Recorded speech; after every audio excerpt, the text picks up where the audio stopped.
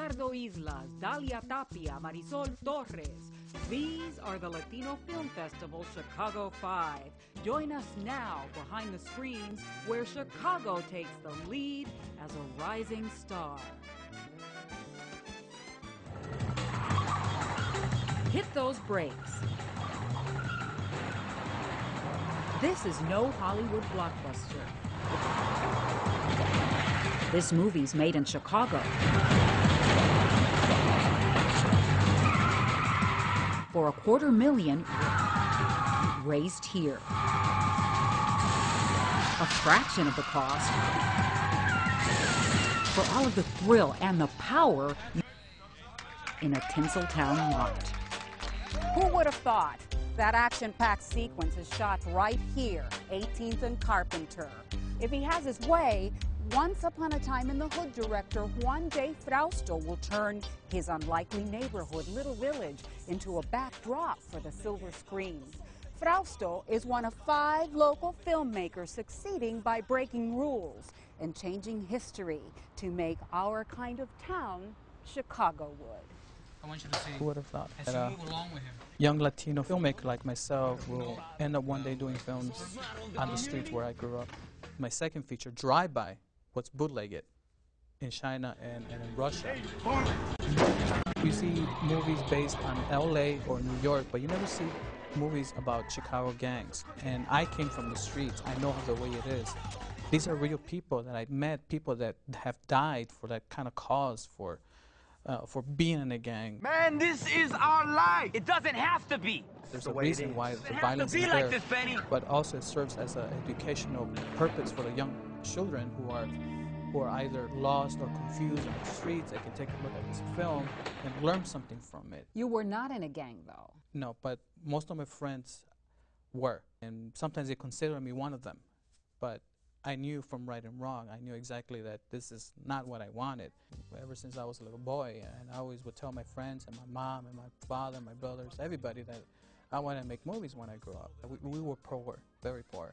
I remember when my father flew us down to Chicago, we had no covers on the bed. And I remember the beds were covered with urine. I remember mom used to give my kid brother, instead of milk, it was Coca-Cola. So yeah, this is the school I went to. Yeah. Oh, absolutely. This is the Curie's marching band. And I used to be in the marching band. Right. Excuse me. We have a former graduate here. Matter of fact, played this horn. I used to play this horn, you know, and I was telling Carmen that the reason I wanted to come to Curious because of the TV station thing. Okay, yes. But they wouldn't let me take it because I was out of the district. But the music came in handy, Mr. Hines. You know why? Because every time I work with my composers, I know what to tell them.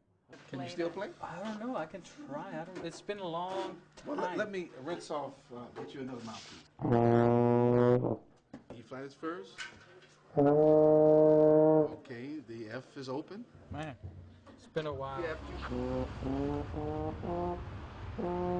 Working as security officer, I made good money to fund my first film. People who felt sorry for me, here's $200, do your movie. You know, like I see the passion in your heart and your face. I'm gonna help you do your movie. I asked my dad and my friends and my brother to help me, you know, finance my first film, which was $25,000 change, which was 87 minutes long. It was in color. And I'm very proud of that film because it shows the sacrifice, it shows the heart, it shows, you know, what I went through as a filmmaker and how I learned, how I matured. I can see the mistakes. La Migra is my 4th feature film that I directed, and it's basically about a Latino attorney from Phoenix, Arizona, who's trying to have his family move from Mexico to the United States. But there's a problem. The father served time in prison, so their visas get denied. And at the same time, he's defending a Border Patrol officer who's accused of killing a young innocent Latino boy.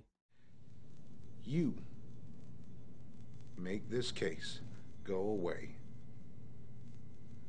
and And I will make sure that you see your family alive. La Mira was done for less than $250,000, but I had a lot of toys to work with, so we did all the movie in Florida, but I ended up shooting some stuff in Arizona, some second unit stuff, to give the impression that it was done in Arizona.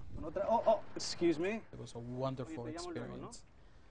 Working with Mexican actors from Mexico, actors that I grew up watching on television and novelas. For example, Alfa Costa from Morelia. You're a very hard man to get a hold of. I've left you several messages. And you're a very persistent woman. I flew at least 5 actors from Chicago to Florida to work on this film. I want other people, like casting agents from LA or New York, to take a look at the talent that we have here in Chicago, which is huge. Their talent can be showcased on DVD and VHS and cable. I want to make my own ensemble of cast members from Chicago. People can say, oh, that guy started in Drive-By or Once Upon a Time in the Hood. And I will always use my guys, you know, whatever is a small part or a big part. I always feel that I need Chicago people around me. I always look out for my foes.